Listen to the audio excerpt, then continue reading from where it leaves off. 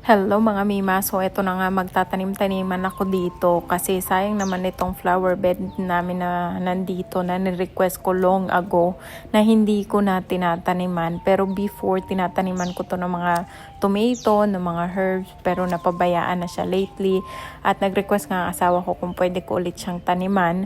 So sabi ko, of course, basta bibilihin mo yung mga gamit, 'di ba? Anyway, nai-enjoy ko naman talaga yung mga ganitong bagay kasi mahilig talaga ako sa mga halaman at sa mga tanim-tanim ko, no. Ang problema ko lang talaga, nasusunog akong mabilis. But anyway, tinaniman ko nga ito ng tomato at saka ng mga kung ano-anong herbs kagaya ng basil, dill at oregano kasi ito yung mga madalas na ginagamit ng asawa ko sa kusina. At natutuwa nga ako dito kay cheesecake kasi habang nagtatanim-tanim ako dito, nakita ko siya sulpot ng sulpot ang ulo niya dito sa flower bed. Ano ba? Hindi mo ba maambigkas ng maayos? Charot.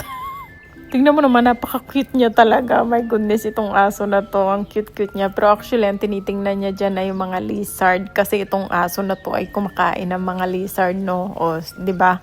At ito talaga yung aso ko na talagang garden dog. Lagi ko tong kasama sa garden. Kahit saan ako magpunta, kahit sa greenhouse, kasama ko yan siya. At eto na nga, medyo naubusan ako ng space dito. At tumubo na yung mga tanim ko nung nakarang araw. Yun lang, bye!